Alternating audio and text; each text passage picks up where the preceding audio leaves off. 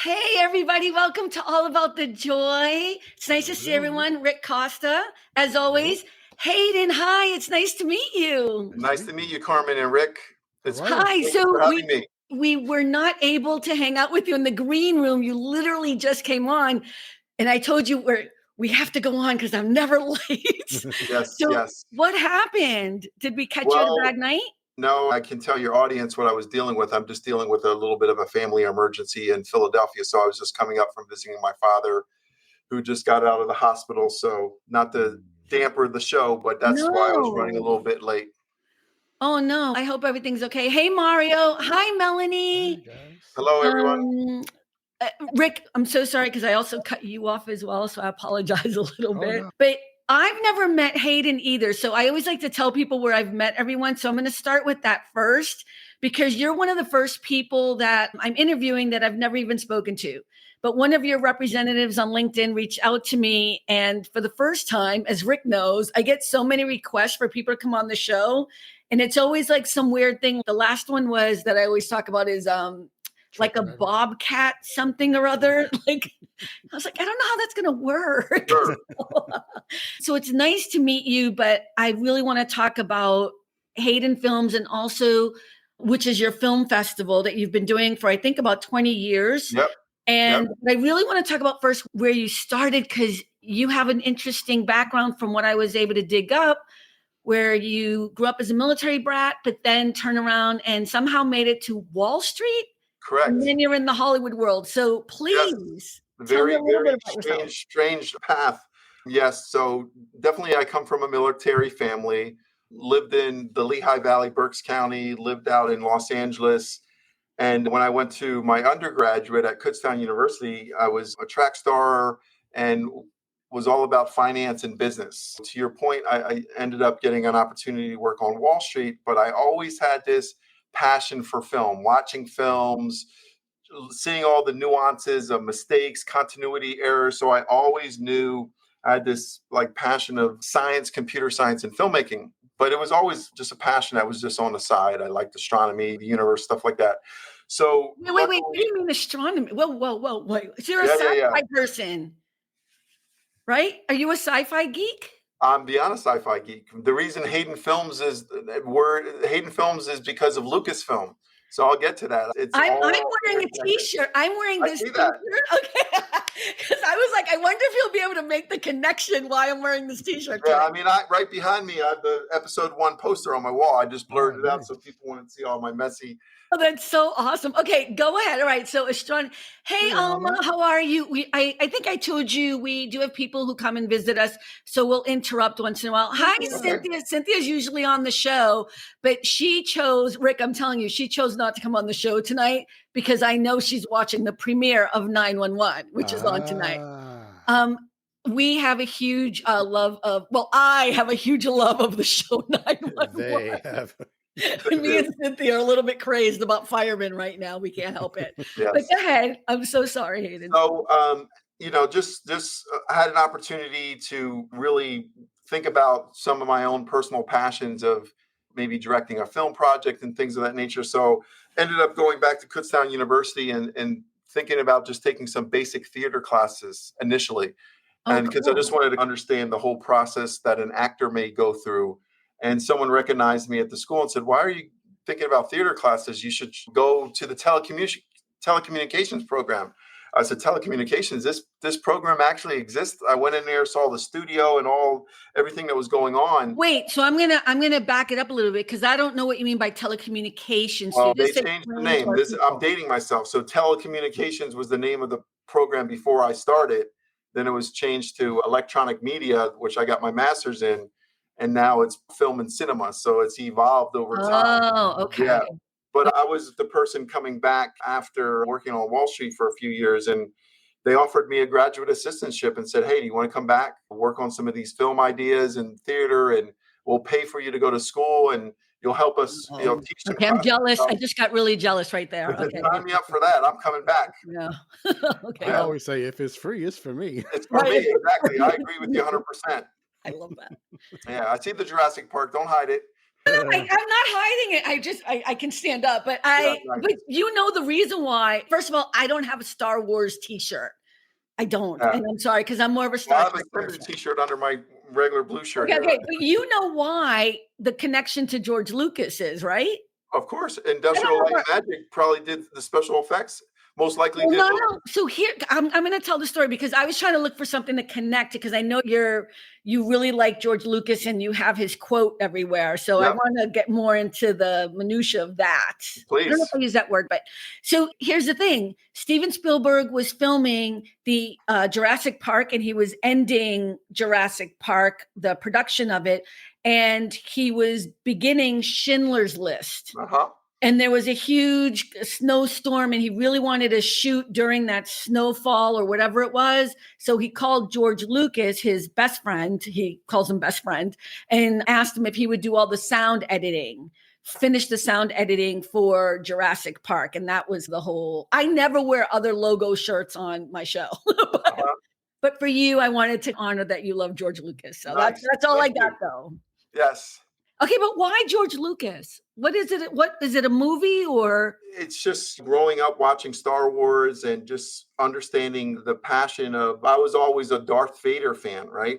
Darth Vader was my favorite character growing up because obviously episode 4, 5, and 6 came out first before 1, 2, and 3. So you were put into the middle of the narrative. Mm-hmm. It wasn't until later on in episode 2 where Darth Vader was Hayden Christensen and I'm Hayden Craddolph. It was just pretty cool that Hayden. So my favorite character ended up being actually portrayed by a person with my namesake. So that was pretty cool. But no, I really just understood the passion between the hero's journey. And most people don't realize that Darth Vader is a fallen hero. He is the hero of the saga. He is the chosen one. So he does bring balance to the Force. So it's just going through that whole process of how he goes through to save the universe is pretty cool. And I just think that's just a motif of what you can go through in your own personal challenges in life. And you could do that through Darth Vader or Superman. So I've got a couple characters that I've anointed myself with. Wait, you're also DC Comics? God, you're on the wrong show. No, listen, I get it. Most of my people that work for me are Marvel people. I said, listen, this is the DC office. So pick a character, pick Batman, pick Martian Manhunter, Wonder Woman, Batman. I already picked Superman, so you can't have Clark Kent. Wow, that's so awesome. Rick, I don't mean to cut you off. I'm just so intrigued. It's actually good we didn't talk in the green room, actually. Yeah. Kind of funny. I knew when I was looking at everything when I was driving, I said, we'll be fine. We'll be fine. We don't need to prep. We're just going to go get it. Yeah, no. Go ahead, Rick. I was going to say, speaking of Darth Vader, rest in peace, James Rest Earl in Jones. peace. Yep, James Earl Jones, for there sure. will never be another voice like that. That is true. Yeah. I hope they were doing some magical projects behind the scenes, because I would have come out with a Darth Vader show before some other projects, but that would have been me. They wouldn't want me running Lucasfilm. I don't know what it is, but I don't love Star Wars. Okay. Did you ever watch Star Wars? Correct. Oh yeah, but only 4, 5, the originals. I call them the originals. So yep, yeah, 4, no. 5, 6 is original. But it's not that I don't love it, but Rick knows this. Everybody knows this. I tend to like what I call bubblegum sci-fi. Okay. I like happy endings and joy at the end. Yeah. And so things like Battlestar Galactica and Star Wars, and I'll watch them and I'll enjoy them, or X-Files, whatever, but it's darker. It's a little bit darker for me. Yeah. So, yeah. Well, it's a little bit of a longer narrative, too, because the story takes 9 movies, at least 6, the original 6, obviously. I'm not sure about the second. Okay, but did you like the ones after the originals as much as you like the originals? Well, the reason why, and I know it's different now because obviously, and I don't want to sit here and ever bash Lucasfilms, but obviously he sold it, I think, 2012, 2013, so I can say what I'm about to say. I think what happened in 7, 8, and 9, Rogue One was a pretty good standalone, but I think what they did in 7 was a remake of 4. That was just pretty much a remake of 4 for the 21st century, and I get it. They wanted to retell the story, which was the same story, and the whole Rey story in episode 7 was no different than the whole Luke story in episode 4. 7, 8, I don't know what happened there. I don't know why they got confused with that. They turned off the whole fan base and everything with those two movies, which really took it somewhere else that really didn't need to go. But getting back to your original point, the reason I personally liked 1, 2, and 3, and now if you look back at it now, I get it. 1999, I think 99 it was when episode 1 came out. We were talking about the first film that was all done digitally. So you had some initial CGI issues. Jar Jar Binks was a new character. They were trying to connect to a new younger generation. So it wasn't perfect. But because of that film, because of Star Wars Episode 1, it opened up everything else that happened afterwards with Avatar and all the other Titanic things of that nature. Because a lot of people don't realize that Industrial Light and Magic is a Lucasfilm company. That's right. And every single one of the films that are out there, from Lord of the Rings, Jurassic Park, DC movies, Marvel movies, the special effects are done by Industrial Light and Magic. But 1, 2, and 3, the reason why I personally enjoyed them, although 1 wasn't my favorite, I wanted to see the fall of Anakin. I wanted to see how it occurred.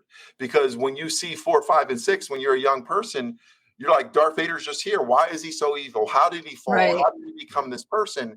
And so I waited 20 years to finally see that happen. To see that happen, right. So they weren't perfect films, but if you compare those 3 films, 1, 2, and 3 to 7, 8, and 9, they're masterpieces, in my opinion. Right.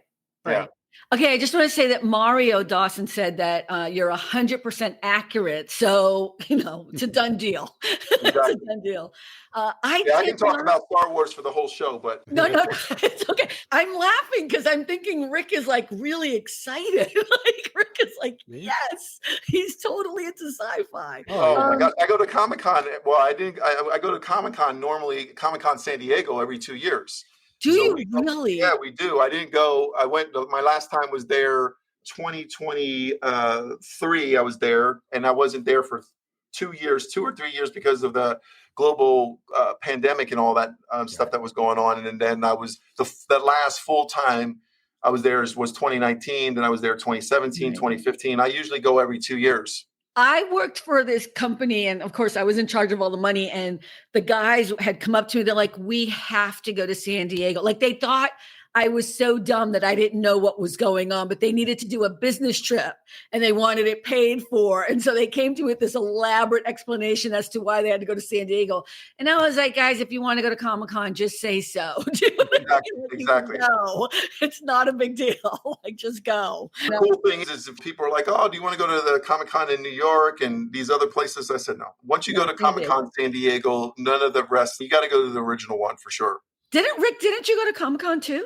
To the New York one, I did one. Okay, that's a close second, but at the Javits Convention Center, I believe, right? Yes. Yeah, it's an experience. San Diego's my Yeah, my you'll have favorite. to come to the San Diego one, Rick. We'll have to do like a I show would or say something. if you're into comics or any of that stuff at all, you need to at least go to one Comic-Con just to experience that at least. Exactly, for sure. And you don't have to admit that you've ever been to one either. For those of you who are like me, who will never admit that you've ever been to one, because I've never been to one. Okay, so we were talking about you going from college, going to Wall Street. I have a financial background, and I ended up in the same kind of boat where I was working for Thompson Financial. I ended up going to college because of them. And then I ended up moving right out to Hollywood. So I'm curious, when did you always knew you'd be involved in film, or? Yeah, I mean, I don't know if I always knew. I just knew that the passion was always there. And like I said, getting back to the Kutztown story, I came back, enrolled in the electronic media program, and I had this idea for a character, and it was called the Hallucinator. And so this character was going to go through and have these hallucinations and dream sequences, and filmmakers from around the world were going to shoot the dream sequences in point of view. And I was going to actually edit those dream sequences in this narrative, right? It was going to be this interactive film. And it was way before its time. It was before YouTube and all the interactive properties and platforms that we know of. So I pitched the idea to the Small Business Development Center, and they said, what else have you done creatively? I said, what are you talking about? I'm like, working with all these professors, working on this film project. Right. And then they said, who do you know in Hollywood? I said, I don't know anyone in Hollywood. So you're going to make this pretty cool project working with all these filmmakers from around the world, and you're going to become this big director. I said, okay, I see the work. I see the work. Yeah, I see what I got to do. What if I took some of the money that I raised and create a $10,000 grand prize for the best short film, create my own technology. So in 2004, 20 years ago, we created the Haydenfilms Online Film Festival. We put a $10,000 grand prize out there. We took the 50 top films from around the world under 35 minutes in length. They competed on our website, haydenfilms.com at the time, for 60 days, competing against each other. It was open to any genre as long as it was 35 minutes or length. And then we picked the top 4 films, and then we took them to New York City to the Directors Guild of America Theater, put them on the big screen, which is what they want, that whole brick and mortar event. But this is the in-person part of the film festival, because you still do that now. Yeah, so that's always part of it. Our film festival is always online first. Right. Then we take the films offline and celebrate them in a brick and mortar environment. Okay, before you go further, I just want to say, I think way ahead of your time, because Way nobody ahead. was doing that in 2004, doing online, like an online festival. Nope, they That's were not. cool. Yeah, it was pretty cool. Everyone, I remember back in the day, they said no one's going to watch films on your laptop and your phone and this. I said, you guys are wrong. You guys are so wrong. And what was so cool about it is that our first 3 years, we got some of the best short films from USC, NYU, international films. We were getting real great content. And some of the filmmakers that made our top 4 each year are now working in the industry doing great work. So our first 3 years was in New York. And then our 4th year, we went out to Los Angeles. Demi Moore, Kirsten Dunst, they both submitted films. They ended up coming to our event. So That's so our film festival is always about technology first. Then it wasn't like an annual brick and mortar event. It was always something that was fluid and moving around. So is this how, now I'm not sure how to say it, Sembo? Is that how you say Sembo? Is that how you developed into? Exactly. So Sembo is a net new company. It's a SaaS platform. Okay, wait, whoa. I'm going to go right there. technical. I'll try to keep it down if you want. No, I know my people. So this is the neighborhood. We're hanging out. We're hanging out. We're on the stoop. We're on the stoop. We're on the stoop. We're just chilling. Yep. Now talk like a normal person. All right. So let me try to break it down. So here's the byproduct of the festival. Yeah. So instead of now, 20 years later, people embed YouTube videos onto the website. Oh, look at Cynthia just said, so you were Netflix before Netflix was. Exactly. So that's what, exactly. I love it. So Cynthia, you're 100% right. So Sembo, go to sembo.com for those that are out there. Sembo allows you to launch your own Netflix on your website, your own Hulu, your own Apple TV.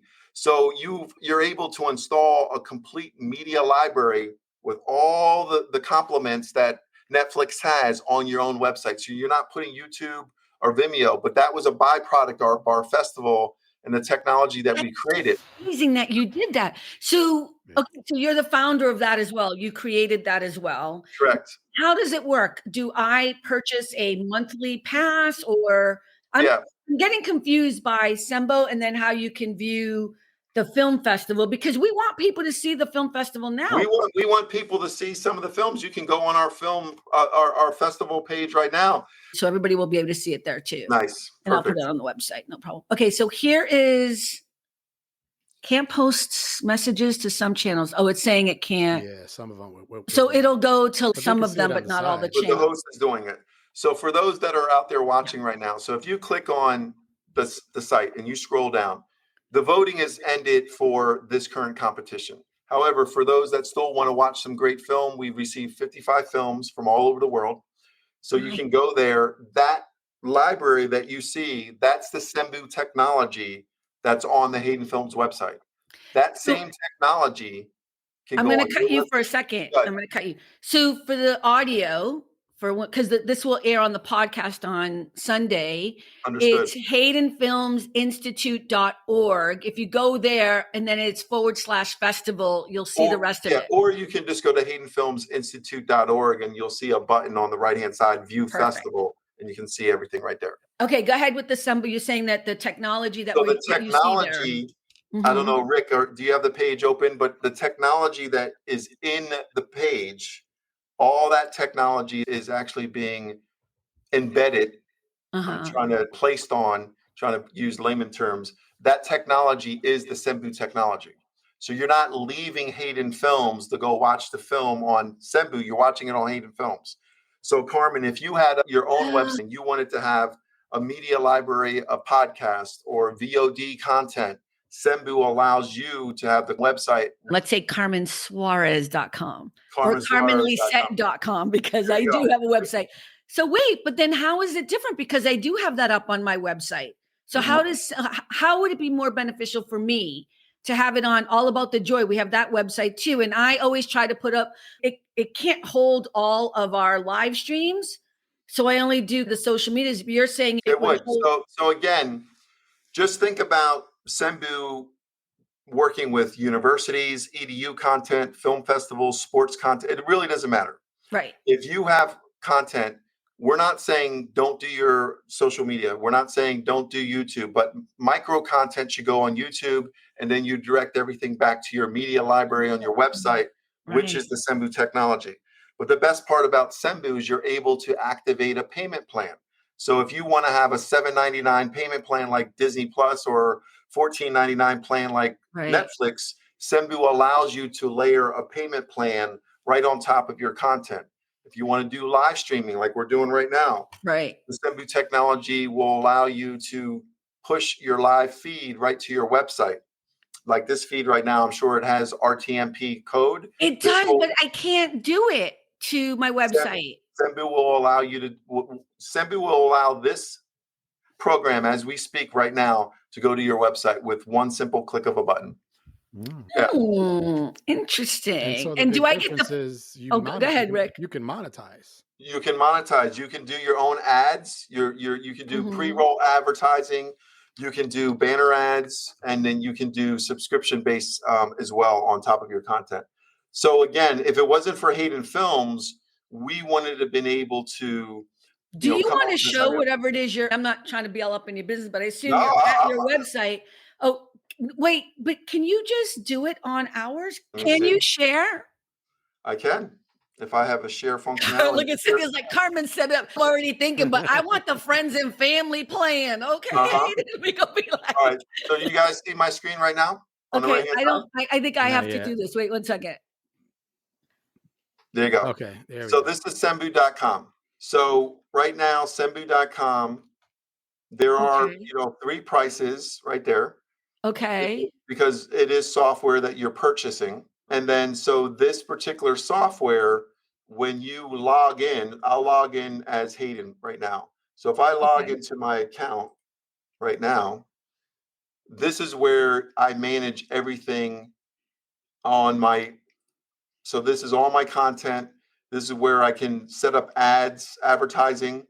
This is where I can manage my payments if I want to charge for certain content. So it's really it's friendly. It's user friendly. It's beyond friendly. So if I go to Hayden Films, if I go down here, all of these content right here, purchase plan, this right here allows me to leverage the Sembu technology. What kind of payment do I want to purchase? And then I gain access to this VOD content. Oh, Rick, you already went and saw some of these movies, didn't you? I did, yeah. And what did you think about the software, but more importantly, about the films that you watched? The software, there's nothing to think about. You literally just click the button. Exactly. It starts. So right here is another one of our use cases, and he focuses on speakers that come in.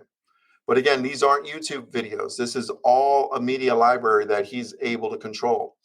The great thing is so cool. Yeah. So for anyone that's out there, I know that Sembu's always been a challenging product to explain, but this is where you can really do every single thing in one solution. And really, again, I'll just try to make it as easy as possible. Set up your own Netflix. Okay, wait, are we staying on this page? We can actually leave. I'll stop sharing. It's okay. Are the files hosted on Sembu servers, or we would still be able to host it ourselves? Yeah. Let me stop sharing my screen. Leave. It's all right. I clicked you off already. All right, we're off. Good. Yeah. So the way it works is all of your content is still being hosted by Sembu, right? So we have a partnership with AWS, which is Amazon Web Services. Amazon Web Services does all the cloud computing for Netflix, Disney, Hulu, Sembu, and others. Right. So when you upload it to Sembu, it is going to the cloud, which is powered by AWS. Mm-hmm. But once it's in Sembu, it pushes it to your website. And then that's when you can create different playlists. And that's when you can really leverage the power. And I'm going to talk briefly. And again, I don't want to talk too negatively about YouTube. But right now, if you look at... We're on YouTube right now. Yeah. When you're on YouTube, there's only a very small percentage of creators or publishers that can take advantage of their creator rev share. You have to have 1,000 subscribers. You have to have 4,000 hours of watch time. You have to go through all these hoops. With Sembu, it's a turnkey solution.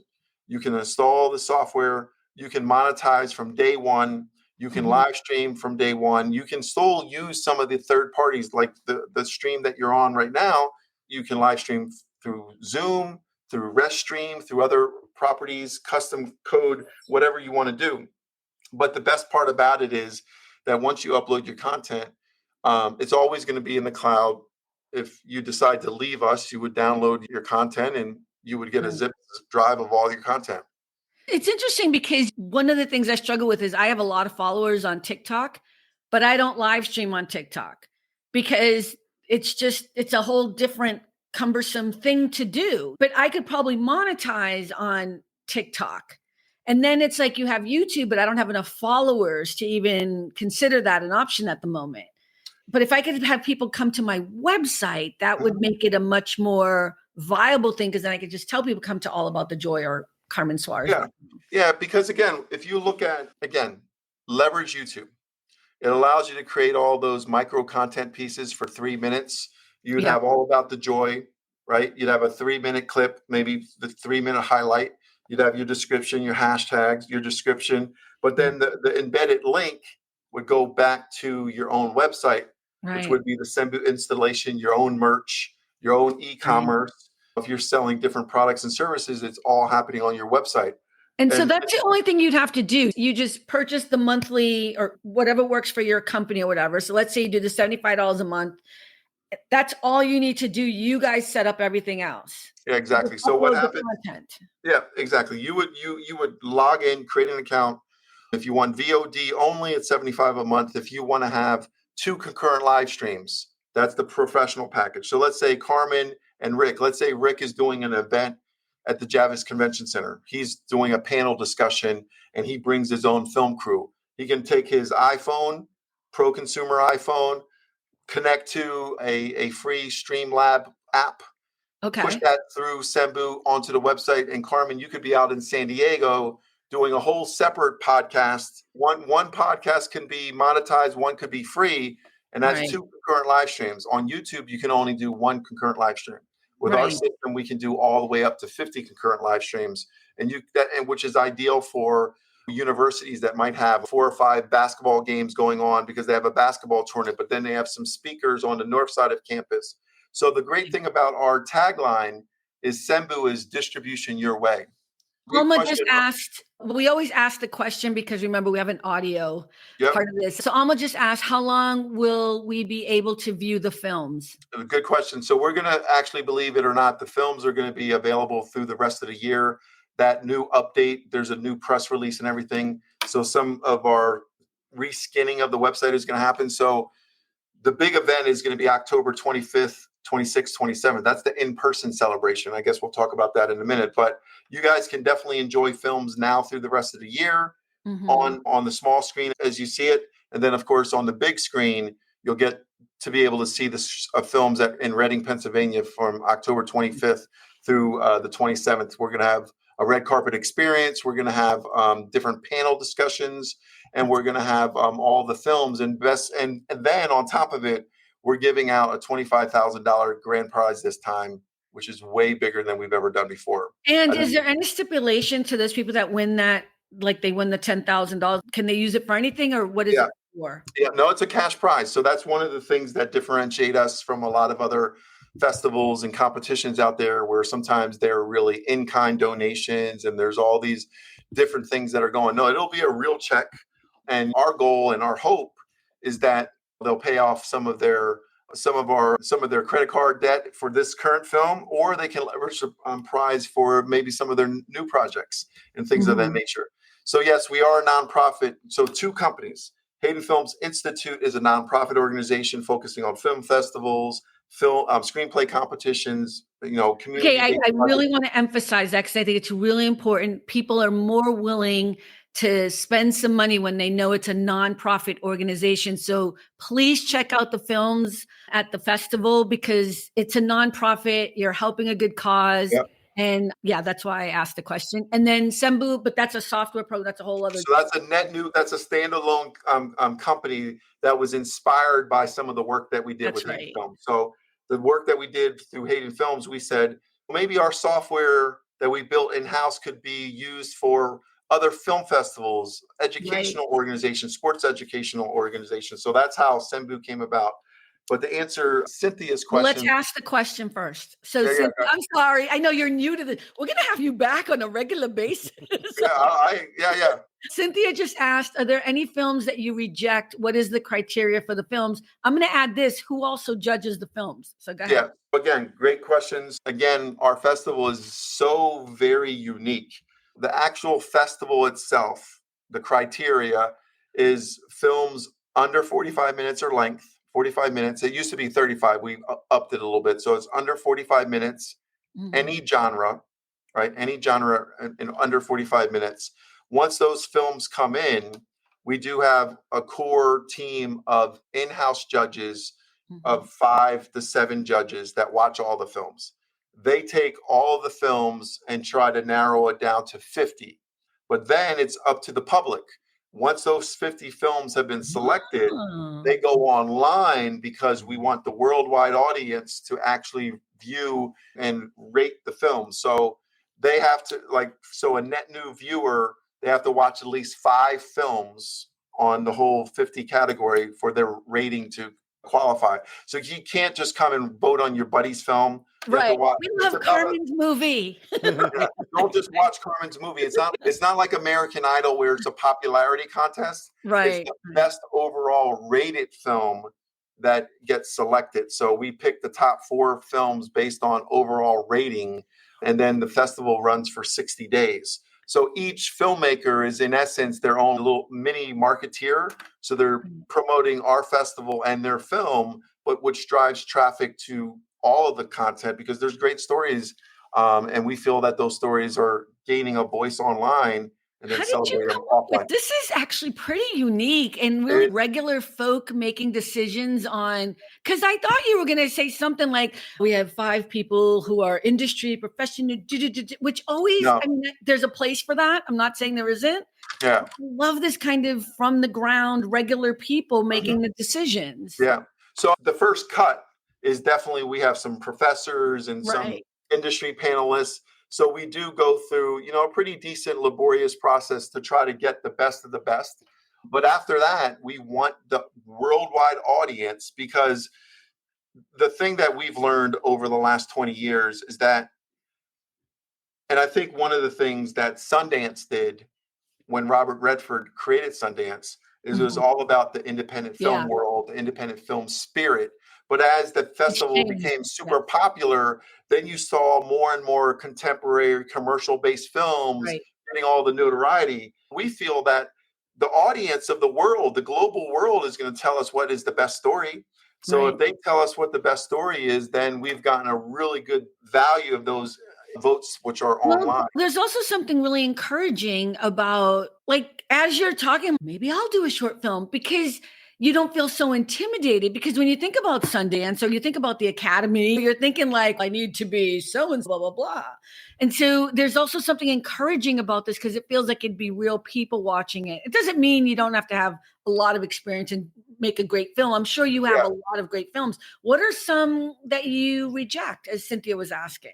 What might be reasons for rejection? And we go to the basics, right? And this goes back to the whole Lucasfilm. So you have audio is very important, right? If you have good audio, it's going to enhance your film. If you have good lighting, it's going to enhance your film. Writing you probably need a good story first. First of all, you need a good story. But I mean, things that are going to reject it is a filmmaker will have a great story, but you can't hear anything, right? Yes, good point. Yeah, definitely a great story, good audio, good editing, good lighting. It all goes down to really the technical stuff eventually. Does this look good?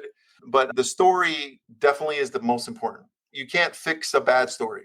And then, of course, I think the actors that pour their heart and soul into the craft is also important. So Right. the whole thing is each film stands on its own merit, if that makes any sense, Yeah. because there's experimental films that come in that you would never think that would make the top 50, But but they they're do. so good in so many different factions. Then they make the top 50 and then they resonate with the world Right. audience. So, Right.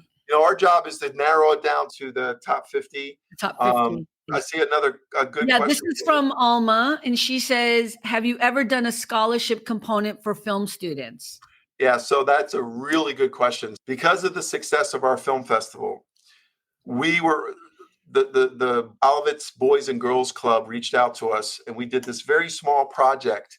And we were going to go in and teach some high school students how to write, shoot, direct public service announcements to bring an awareness to weapons in high school. And it was through PAX USA. It was a nonprofit organization we partnered with in New York City. So we went in, it was a very small group of students. And so we went in there with ourselves and some of our interns to try to help them tell their stories, right? Mhm. To raise awareness about weapons and guns in school. That was the inspiration behind a bigger project where we took 50 at-risk teens from Reading, Pennsylvania. We brought them to Kutztown University over a 64-hour program.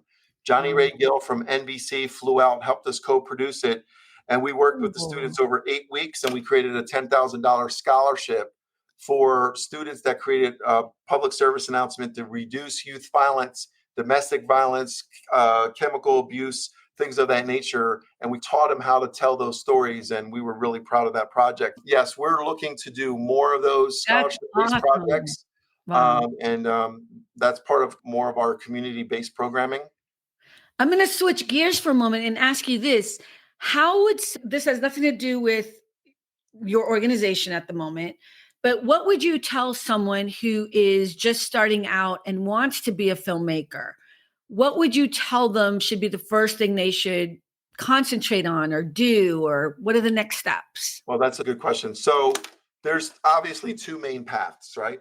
So path number one is being passionate, picking up a camera. A lot of people are like, oh, I don't know what to do. As soon as you pick up a camera and get your friends in a living room and start teaching them how to do a scene, you're a director. Right. So my first thing is pick up a camera as early as humanly possible and try to do some sort of project, whatever it is. But you obviously have the path to go to school, right? You can do it the traditional way, Temple University, NYU, DeSales University, USC. You could do the school route or that. Yep, your phone. Obviously, or the second way is there's so many people that are good at business. You may have a good idea. You might not be the best writer. You might not be the best cinematographer. You're a great, person who knows how to do business. And that's what a producer does. And you bring in all the right pieces to build a film project. So go to school if that's your passion. Definitely, it's very important. Or pick up a camera, surround yourself with some good people that are hungry, and just do it. Okay, I keep hearing a small accent. I thought you were from Pennsylvania. I am from Pennsylvania, but I moved around a little bit. Who knows what accent I picked up? I lived No, in you Puerto did. Rico. Like Yeah. he In the said certain very, words. very beginning, you sounded Southern. I was like, I know. Pennsylvania. I What? was like, he's from down south or something. Like Yeah. he said camera or something. Yeah. He said it like, what's his name? What's his Tyler Perry says scared and like, like he's from down south. My brother, he was in the Air Force, so he had to move around a lot, and so his kids. Yeah. I was in ROTC, Air Force ROTC, and my dad was a Marine. My grandfather was in Army. My uncle was in Army, and all kinds of In the family same members. family? Wow. Yep. Yeah, and you have to move That's around a lot, so hardcore. your kids are going to pick up all kind of accents. Exactly. What is your plan for the future of the Hayden Institute? Is that different from Hayden Films? So it's Haydenfilms is one word. Haydenfilms is one word, just like Lucasfilm. It's not two words. Haydenfilms. Just like Lucasfilms, people. Exactly. One word. Haydenfilms.org. Okay. And Haydenfilmsinstitute.org or just Hayden Films Institute. okay. Oh, so it's the same thing. Hayden Films Institute is our nonprofit organization. Hayden Films LLC was the original company 20 years ago, but it evolved into a nonprofit in 2011. It evolved. So what is the future? What is the future of this organization after this film festival? Are you going to do this every year? Because you've been doing it not every year. No, so it's not every year because there's a big technical component to it. However, based on where we are now with Sembu and Hayden Films, we envision that we're going to be on a biannual basis. So last year, we did our first screenplay competition. So we gave out our first prize for our winning best short screenplay. So after this festival, which will be the in-person festival, then we're going to announce our screenplay competition that'll run for a year. Then we'll go back to the festival. So every year we're gonna rotate. I didn't even know about the screenplay part. Yep. So we did a screenplay competition last year, which was our first one. So we're now on Hayden Films 5.0 for the festival. We just left Hayden Films 1.0 screenplay competition. So in January, it's going to convert to the Hayden Films 2.0 screenplay competition. Then Hayden Films 6.0, and then it'll keep going like that, back and forth. Yeah. So this is what you do solidly. All day long. This is all day long. And then, of course, we have the other major program that we have is called the Hayden Films Agency. So the Hayden Films Agency is where we take a team of scholars, students, and professionals. And so it's really this hybrid team. They do website development, they do social media management, they do graphic design, you name it, they do it. They do video production. And so that's one of the things that happens to be one of the really good programs that we do. So small and medium-sized companies or even large companies can have a real true agency that's empowering students from all over the area to really do some great work. So I should just let you know what?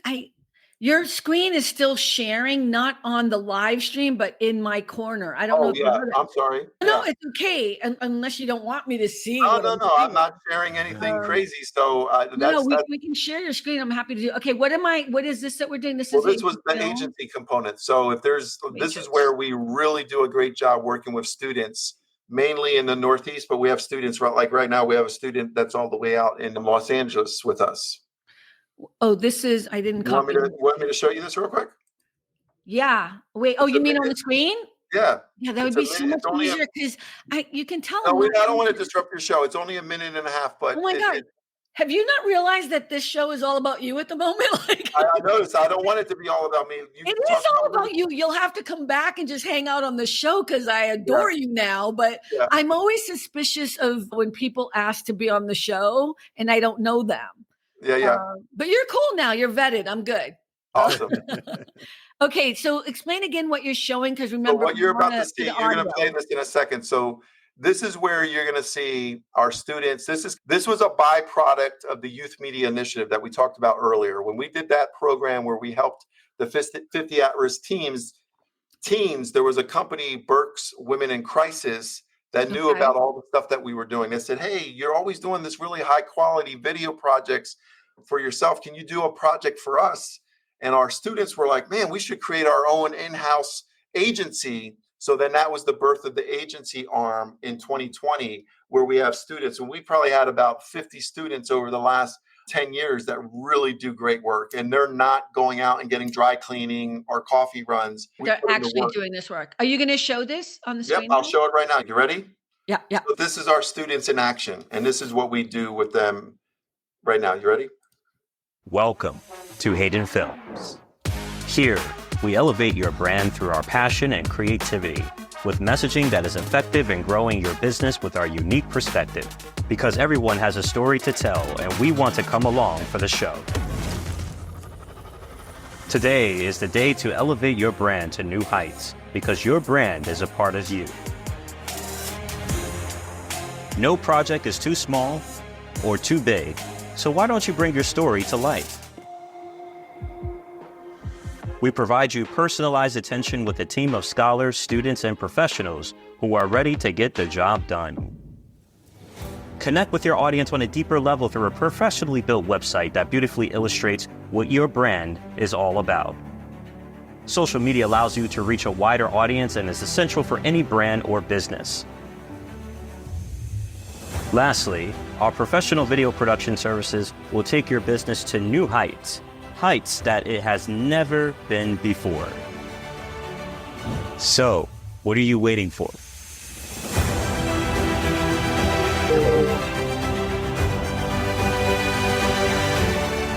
So that was a byproduct. So the festival led to a community project, which led to the agency, which was also the inspiration for Sembu. So the agency and Sembu really were byproducts of the work that we did for the festival. Yeah. Rick, isn't Adam one of your people? Yes. He's asking who's the guest. Yeah. You have to watch from the beginning. He's watching on his phone. I can't see, too small for my eyes. I like the music in the video, because it makes you like first, this is going to be exciting, check us out. And then it transitions to like, this is more focused now. And then it gets to more, this is going to be deep. It's very film. Very well done. It's very George Lucas-y. Yeah. I had a question going backwards. Yeah. About the voting. It's closed now for. It's closed now. But you said you have to at least watch 5 videos. Correct. And then once that happens, is there like a separate page to vote on? No, so it's like you have to follow the rules. They're underneath the films, and it walks you through the process, step 1, step 2.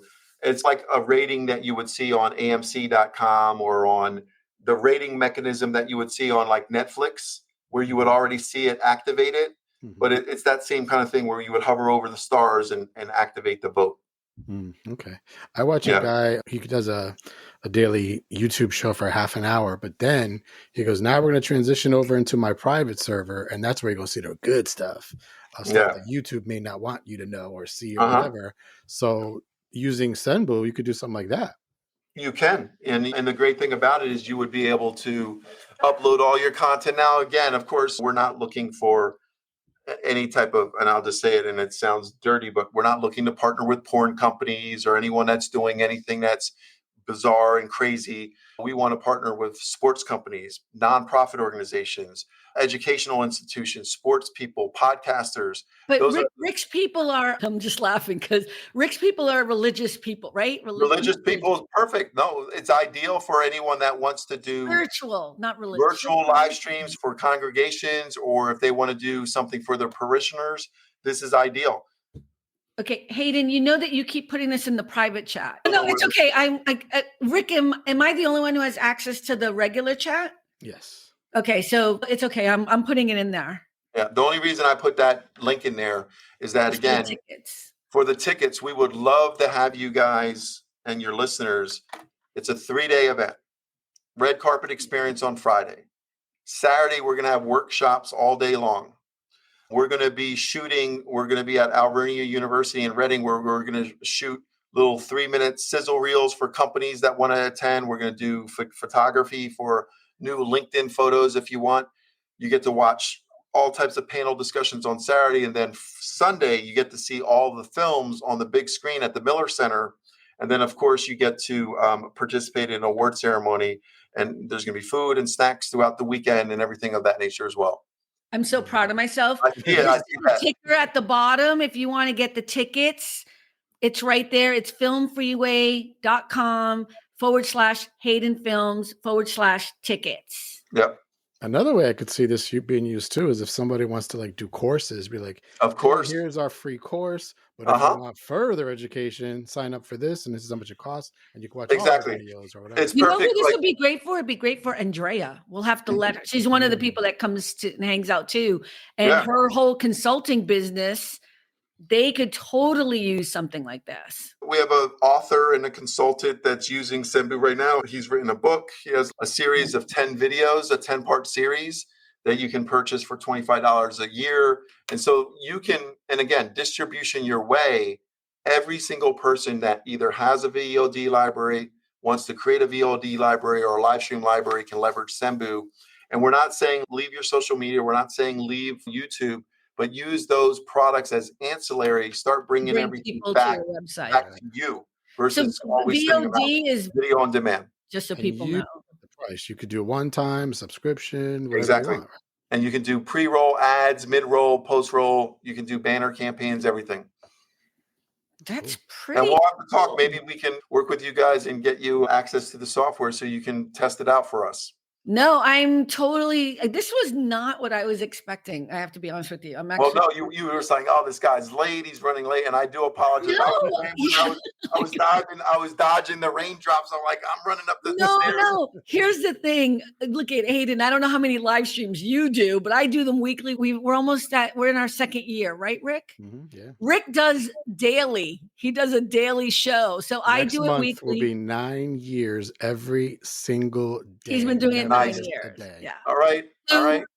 So for me, what's really interesting is that in this whole process is a lot of people will say they want to be on the show, and I'm very selective because if there's no connection for me, there's no way for me to, and also I work a 40, 50 hour a week job, right? So many people will say they want to be on the show and then they don't. Like your person responded to every question I had, was on point. So I was like, okay, he's going to make it. But when it's 5 minutes of, and I was like, I told that brother to be here 10 minutes early. I was like, he ain't going to be on the show. I already know it. So I know. We were like, what are we going to talk about now? He ain't going to show up. It's crazy because I was in front of my computer like 11 of, and I'm just reading some of the notes real quick. I said, oh, shoot, I got to hit the button. No, this is great. And you're so much fun to talk to, too. Yeah. I mean, it's you just, know what? I saw something because, of course, we try to research everybody. And there was a mention that a movie that really impacted you, which I then watched. And I was like, wow, The Aviator with, what's his name now? Leonardo DiCaprio. Yes. Yeah. Wow. Howard Hughes. First of all, The Aviator, it's a sleeper film. And it's one of my favorite sleeper films out there. Not a lot of people talk about it. I think it's very similar to Shawshank Redemption. It's one of those kind of like films that's so good, but it's like very eclectic. But I would strongly recommend people to watch The Aviator if you haven't seen it. Yeah, because to me, he was like, tell me again, I can't do it. Tell me again, I can't do it. And watch me do it. No, he persevered. He did Hell's Angels, which was the first silent film, and then he had to reshoot it, put sound onto it. Obviously, he was a little eclectic, but it's a good film. Yeah. Okay, we're going to have some questions. We're going to do the Bravo questions. Wait, did you want to say anything else, Hayden, about Sembo? I actually really like the idea of Sembo. I think I might be able to use it. Yep. Like I said, if you want to do a formal demo where I'm not just bouncing all over, I walk you through everything.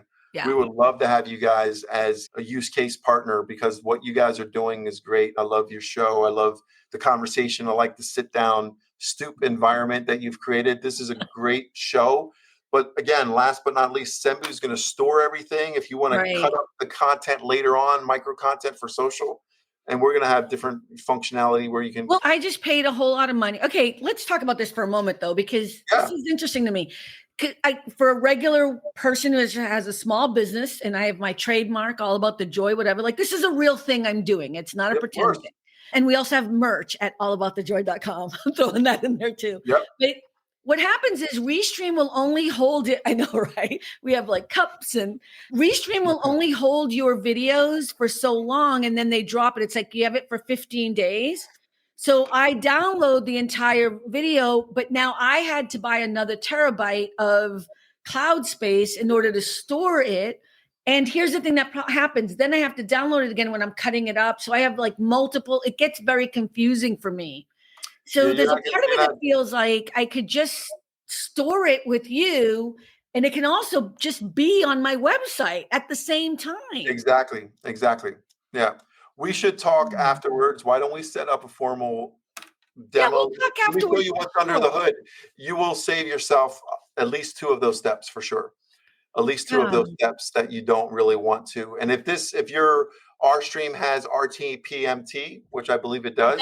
It does. It's going to push right into Sembu and it'll store it automatically for you. So you're not going to have to upload and all that other. You'll skip like 2 steps.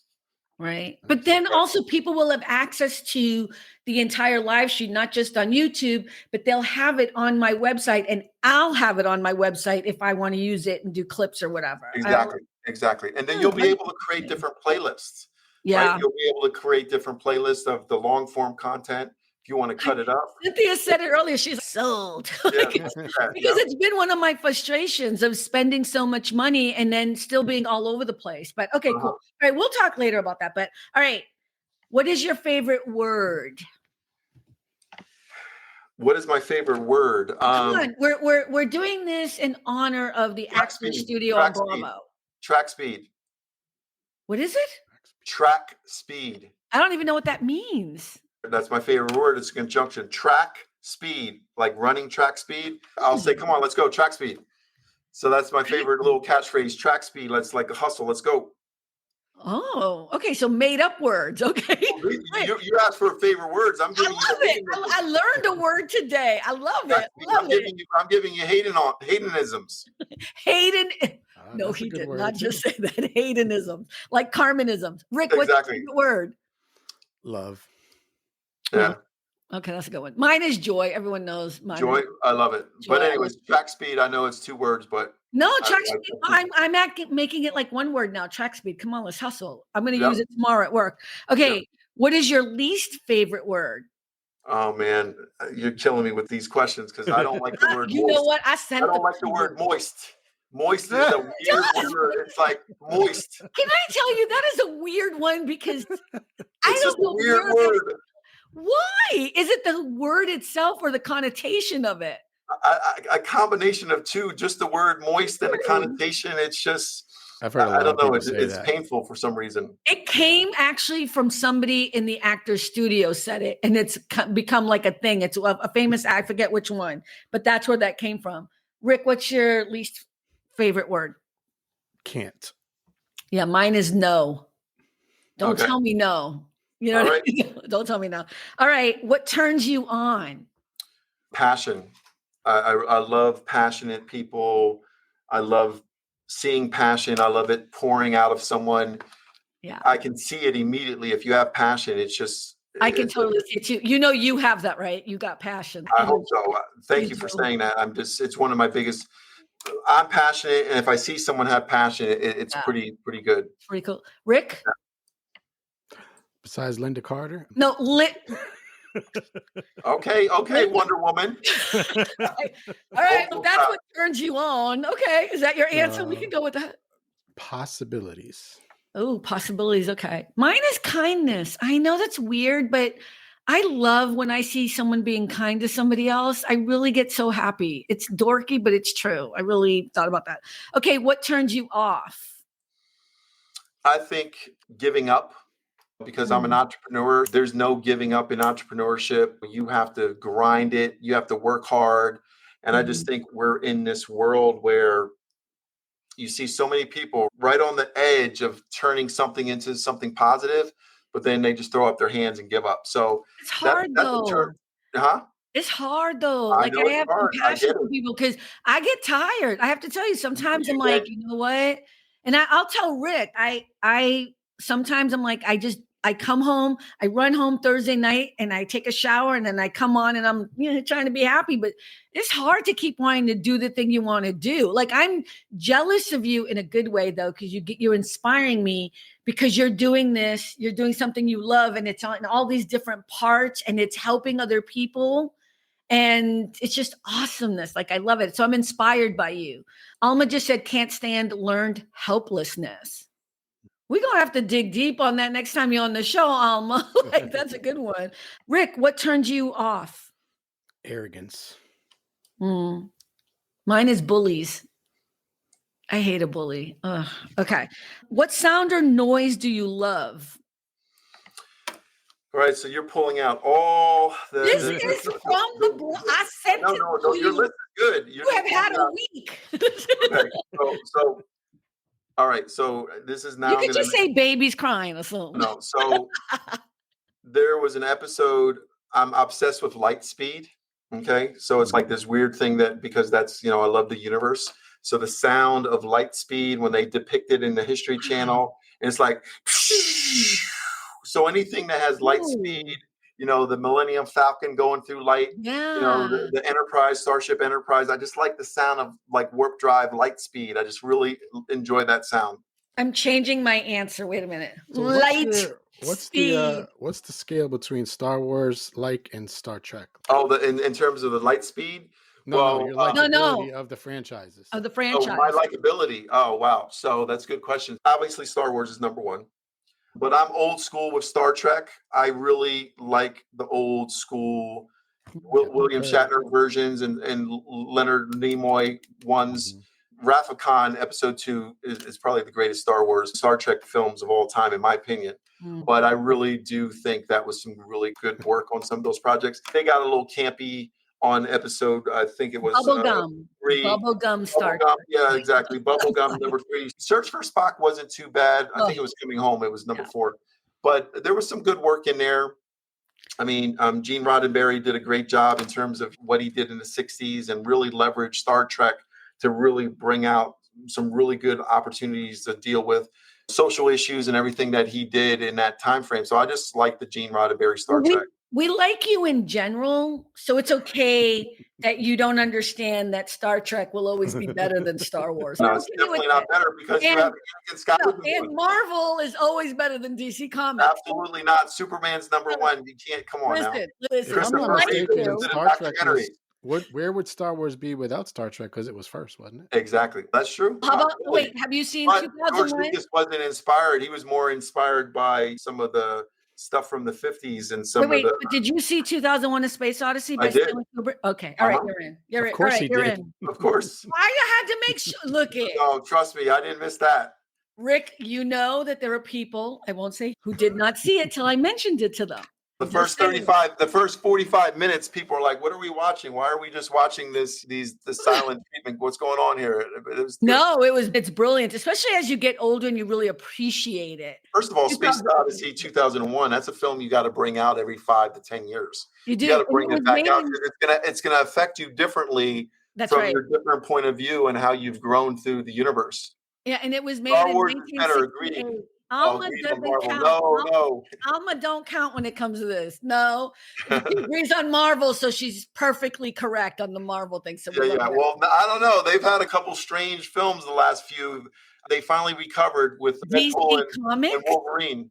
Really? You want to put? Well, I mean, at least it finally got an audience back in the seats because I don't know what was going on there for a minute. I am looking forward to seeing the Christopher Reeve documentary, though. Oh, I am. It was actually.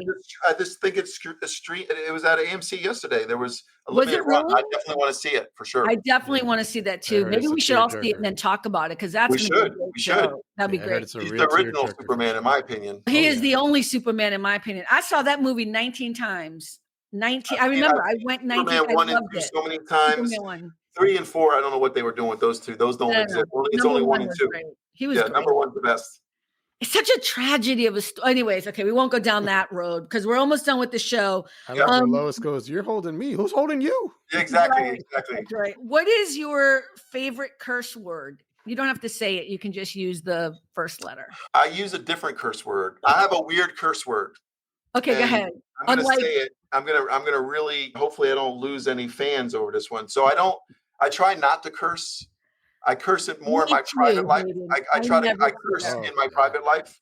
I never when I'm talking to my brother or something like that. But when I'm in the office, I try not to curse in front of my students and my team and everything like that. But a word I use instead of a curse word is illiterate. So if you use illiterate, you're like, oh, that person can't read or write. And I just say that freaking illiterate.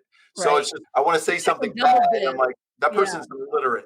Instead of calling them one of the harsher words, I just use the word illiterate. So that's kind of like another Haydenisms. Haydenisms. I can't believe you're saying Haydenisms. Okay. Rick, is it darn? Rick don't swear at all. Even it would be crap, but even that some people have a problem with. Oh, you shouldn't say that, Rick. Yeah, although I've caught him a couple times. He says he didn't. We've had a couple of debates where you did swear, but then you said you didn't. I did? Yeah, we're not going to talk about it now. I say mother flower. I say the bitch word. I'm from the street. I'm going to say it. I say those words. I say those words. I'm not going to front. I ain't even going to play it. They come out. Okay, this will be the last one. Oh no, I have 2 more. Okay. Yeah. What profession other than your own would you like to attempt? To attempt, meaning that I never attempted to be. Yeah, if you weren't doing what you're doing now, which is something that you love, what would you be doing? Yeah. Obviously, when I graduated from college, I was a pretty decent track runner, so I had some track records and everything like that. So I would, in another life, I would like to be a collegiate track coach. That I really have passion for that. It's just that the business world pays a little bit better than coaching sometimes, depending on what level you have. So definitely wouldn't mind being a track coach. Right. Or I'm really super, super passionate about space travel and all that stuff. Science and NASA would be pretty cool too. So track that would it. be cool. Yeah. Rick, what you got? Possibly one thing, and I'm not saying it because you're here, Carmen, but just I don't know if I would suck or not, but maybe acting, try it, see if I would. I know we've talked about that. I know that would be fun for you. But I think something else that could be interesting. I'm thinking like Daniel Jackson, kind of like an archaeologist type person. That's cool. Oh, cool! Like from Stargate SG-1. Mm-hmm. Daniel Jackson, in case people didn't know what you meant by that. So, have you seen Stargate SG-1, Hayden? Just a little bit of it. That is one program I didn't get into. But I like some of the special effects with the time warps. He's really cool, and then the things that he likes makes him not cool. Do you know what I mean? You know what I mean? It's so weird. Yeah, no. Anyway, we're huge Stargate SG-1 fans too on the show. So for me, I wish I could sing. If I could have done anything, I wish I cannot sing. I could sing, but it would hurt everyone. But I wish I had a voice like Whitney Houston, and that would have been what I wish I could do. I love singing. Okay, last one. If heaven exists, what would you like to hear God say when you arrive at the pearly gates? And just go with it. Great job. Really? Okay.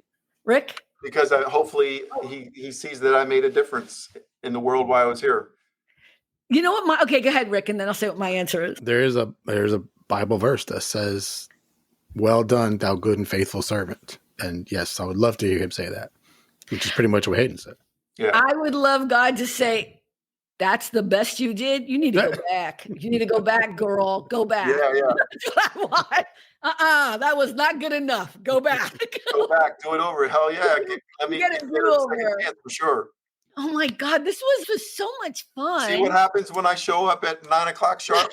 No, you were here on time. It was great. But you also are great, kind of fun. It's not hard for you to talk at all. No, I love talking, and thanks for allowing me the opportunity to talk. And for everyone that was out there that's listening or will watch this on replay, come check us out on October 25th, 26th, 27th. We want everyone there, and we're looking forward to seeing you guys in person.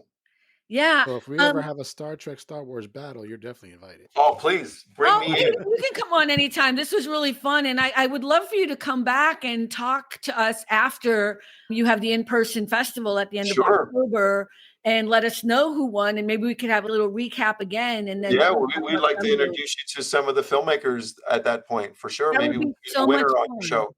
Yeah. Oh, that would be fantastic. That'd be great. Okay, we're going to be in touch. Yeah, so I'm going to cut this off because it is an hour and 15 minutes we're in. I'm so excited.